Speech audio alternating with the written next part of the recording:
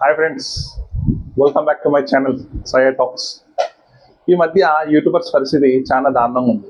అసలు నేను ఈ మాట చెప్పడానికి గల కారణం ఏంటంటే, మొన్న ఈ మధ్య ఏఎన్ఏ అనే మీడియా సంస్థ యూట్యూబర్స్ పైన కాపీరైట్స్ అంటూ స్ట్రైక్స్ అంటూ వాళ్ళపైన నెలసరి దందా ఎలా వసూలు చేస్తారో అలా వారి స్థాయిని బట్టి 5 లక్షలు, 10 లక్షలు, 20 లక్షలు, 50 లక్షలు అంటూ వారి దగ్గర నుంచి వసూలు చేయడం జరుగుతుంది. అసలు ఆ రకంగా డబ్బులు ఒకవేళ ఇయ్యలేకపోతే వారి యొక్క ఛానల్స్ స్ట్రైక్స్ వేసి కంప్లీట్ గా క్లోజ్ అయ్యేటట్టు చేస్తామని చెప్పి వారిని బెదిరించడం జరుగుతుంది.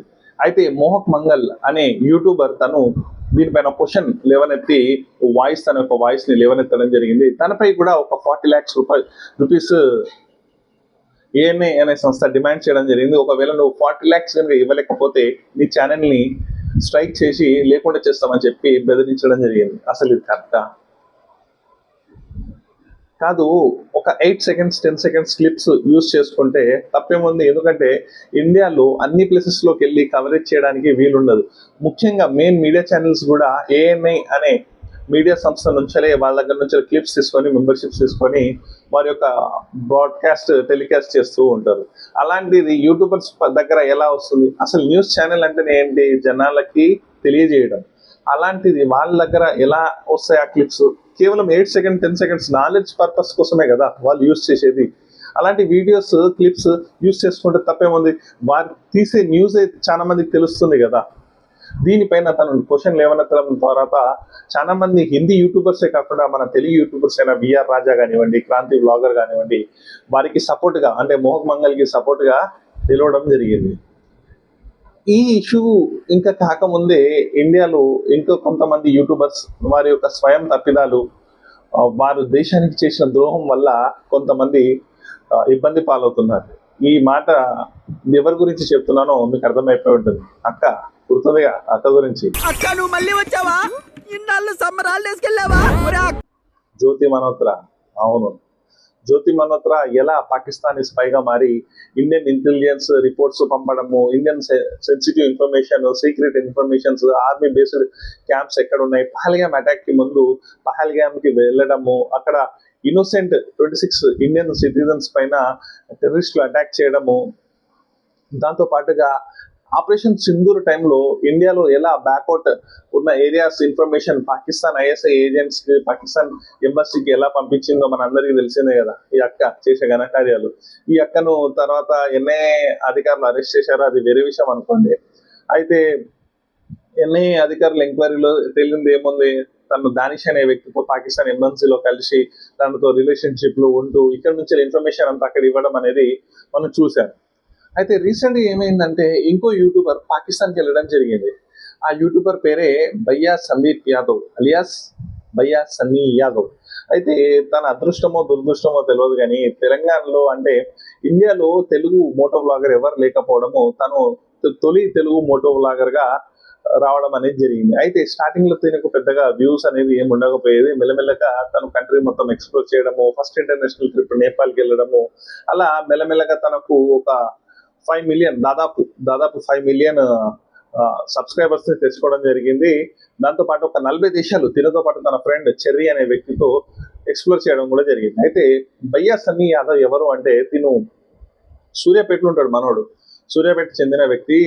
వాళ్ళ నాన్న వచ్చేసి ఒక చిన్న మెడికల్ షాప్ ని రన్ చేస్తూ ఉంటారు. అయితే చిన్నప్పటి నుంచే చదువు అవ్వదు మనోనికి పెద్దగా. అయితే చిన్నప్పటి నుంచే స్పోర్ట్స్ కరికులర్ యాక్టివిటీస్ కానివ్వండి, కబడ్డీ ఆడేది మనోడు. అలా దాంతో పాటుగా మనోడు చిన్నప్పటి నుంచే యూట్యూబ్ పైన ఇంట్రెస్ట్ అనేది బాగా పెరిగేది. అంటే యూట్యూబ్ వీడియోస్ బాగా చూస్తూ ఇలాగైనా చిన్నప్పటి నుంచి సోకులు ఎక్కువ. దాంతో పాటు ఈ యూట్యూబర్ అయితే మోటో బ్లాగర్ అయితే ఖచ్చితంగా సక్సెస్ అవుతామని చెప్పి తను ఏం చేశాడు, తనకున్న పాత వెహికల్ ని తీసేసి మరి సెకండ్ హ్యాండ్ లో డ్యూప్ కొనడము, దాంతో ఇండియా మొత్తం ఎక్స్ప్లోర్ చేయడం, మెల్లమెల్లగా రీచ్ అనేది మనకి వచ్చింది. అయితే ఇక్కడతో అంతా బాగుంది. అయితే 40 countries ఇవన్నీ తిరుగుతూ ఉన్నాడు, ఇదంతా బాగుంది. అయితే మనం పైన రీసెంట్ టైమ్స్ లో కేసు కూడా నమోదైంది. ఏం కేసు అంటే తెలీదు, నేను ఇలా బుక్ అయిపోతాను కల్లో కూడా అనుకోలేదు.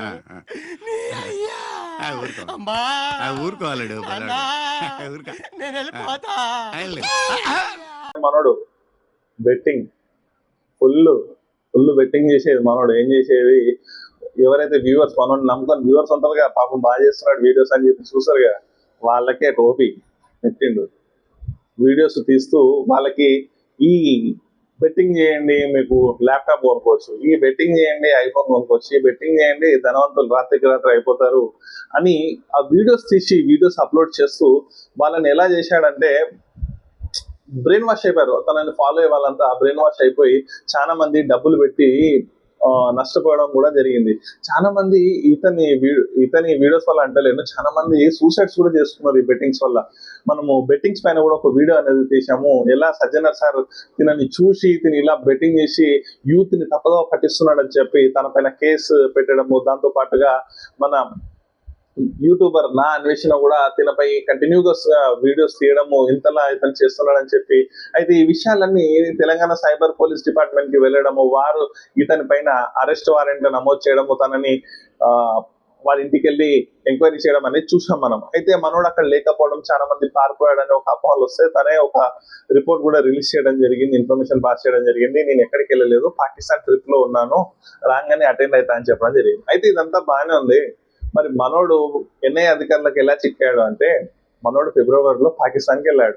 మనోడు చెప్పేదాన్ని బట్టి, మనోడు వాళ్ళ ఫాదర్ చెప్పేదాన్ని బట్టి 2 months దాదాపు ఏప్రిల్ 10th వరకు అక్కడనే ఉండి పాకిస్తాన్ లో ఉన్న చాలా places Lahore, Abbottabad, Islamabad, mountain regions areas ఇవన్నీ తిరుగుతూ మనోడు ఎక్స్ప్లోర్ చేస్తూ ఈ వీడియోస్ అన్ని ఏం చేశాడంటే ఒక సిరీస్ లా చేంజ్ చేసి, ఎప్పుడైతే ఆపరేషన్ సింధూర్ అంటే పహల్గామ్ అటాక్ తర్వాత భారత గవర్నమెంట్ ప్రతికార్య చర్య తీసుకుంది, ఇండస్ వాటర్ ట్రీటీని క్యాన్సిల్ చేయడము, అటారీ వాఘా బార్డర్ క్లోజ్ చేయడము, దాంతోపాటు వాళ్ళ యొక్క ఎంబసీలో వాళ్ళ యొక్క సంఖ్యను తగ్గించడము, ఇలా వారిపైన ప్రెజర్స్ పెడుతూ దాంతోపాటు ప్రతికార చర్యగా పాకిస్తాన్ పై అటాక్స్ చేసింది కదా ఆపరేషన్ సింధూర్ పేరుతో.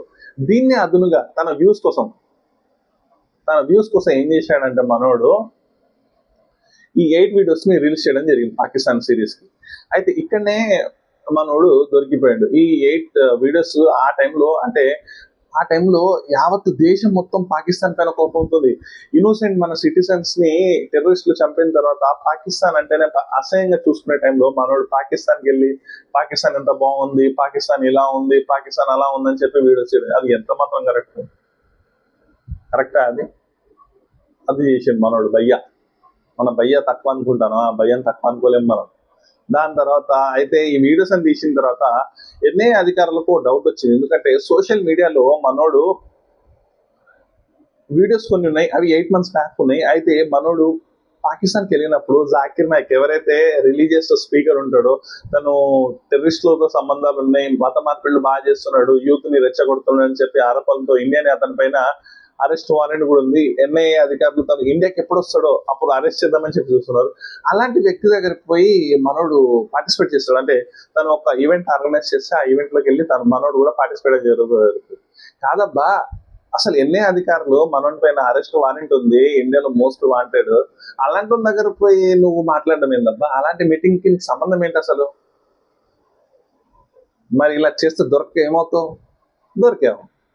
మళ్ళా అబోటాబాద్ అంటే టెర్రరిస్టులకు నిలయం, అంటే ఒసామా బిన్ లాడెన్ పుట్టింది అక్కడనే, చాలా మంది టెర్రరిస్టులు అక్కడనే ఉంటారని చెప్పి ఒక వాదన. దాంతోపాటు ఆ అబోటాబాద్ మన యొక్క ఇండియాకి అంటే మన ఈ ప్లేస్ ఉంటుంది కదా, జమ్మూ కాశ్మీర్ రీజన్ ఉంటుంది కదా, ఆ వ్యాలీకి చాలా దగ్గర ఉన్న ప్లేస్. అక్కడ నుంచి టెర్రరిస్టులు చాలా మంది వస్తూ ఉంటారని చెప్పి ఒక మాట.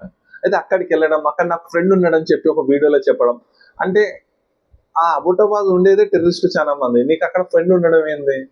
వాళ్ళ ఫాదర్ కి మెడిసిన్స్ తీసుకెళ్ళాయని చెప్పడం, ఈ క్వశ్చన్స్ డౌట్స్ లేవనెత్తాయి. దాంతో పాటు తను లాహోర్ లో ఫస్ట్ వీడియో చేసేటప్పుడు నాకు ఒక యూట్యూబర్ అమ్మాయి ఫ్రెండ్ ఉంది, తనతో మాట్లాడితే మొత్తం ఈజీ అయిపోతుంది, అంటే పాకిస్తాన్ లో ఎక్కడికైనా తినగలుగుతాను, అరేంజ్మెంట్స్ అన్ని ఈజీ అవుతాయని చెప్పడం జరిగింది. అయితే అక్క ఎవరు అంటే పాకిస్తాన్కి వెళ్ళింది ఇండియన్ యూట్యూబర్ అయితే జ్యోతి మనోత్తర్ అని, తనకి ఐఎస్ఐ ఏజెంట్స్ కి ఎంబసీ వాళ్ళతో సంబంధాలు ఉన్నాయి, మరి తను మాత్రమే చేయగలరు. తను పేరు చెప్పలేదు జ్యోతి మనోత్తర్ అని, కానీ అక్కడ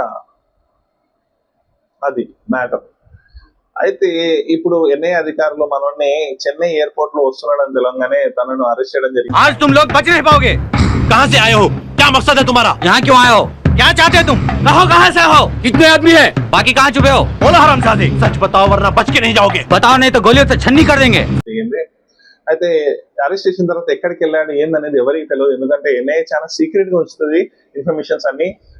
ఇంటరప్షన్ ఉండొద్దని చెప్పి. అయితే మరి ఇప్పుడు ఎవరు అరెస్ట్ చేశారు అనేది అయితే చాలా వరకు అయితే తెలియదు, కానీ ఎన్ఐఏ అనే ఒక ఇన్ఫర్మేషన్ వస్తుంది. తనతో పాటు జ్యోతి మల్హోత్రాను కూడా విచారిస్తున్నారని చెప్పి తెలుస్తుంది. అసలు పాకిస్తాన్కి వెళ్ళడానికి రీజన్స్ ఏంటి, పాకిస్తాన్ లో కారణాలు ఏంటి, అక్కడ ఎవరెవరిని కలిశారు, జాకిర్ నాయక్ ని కలవాల్సిన అవసరం ఏముంది, అబోటాబాద్ లో ఏం పని నీకు, ఇలా ఆపరేషన్ సింధూర్ టైంలో ఎలాంటి ఇన్ఫర్మేషన్ అనేది నువ్వు కూడా ఏదైనా పాస్ చేశావా, దాంతో పాటు ఐఎస్ఐ ఏజెంట్స్ తో ఏమైనా లింక్ ఉన్నాయా, ఇలాంటి ఎంక్వైరీస్ అన్ని జరుగుతున్నాయి.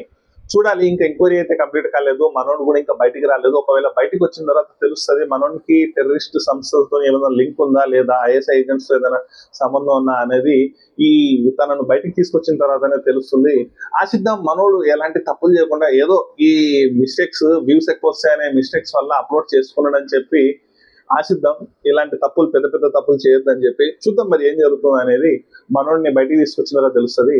నా వీడియో కనుక మీకు నచ్చినట్లయితే ప్లీజ్ లైక్, షేర్, సబ్స్క్రైబ్ చేయండి. మీరు చేసే లైక్, షేర్, సబ్స్క్రైబే నాకు చాలా బూస్టప్ గా ఉంటుంది. నేను ఇంకా మరిన్ని మంచి మంచి వీడియోస్ చేయడానికి ఛాన్స్ ఉంటుంది. ప్లీజ్ లైక్ చేయండి, సబ్స్క్రైబ్ చేయండి. Thanks for watching guys. Bye bye.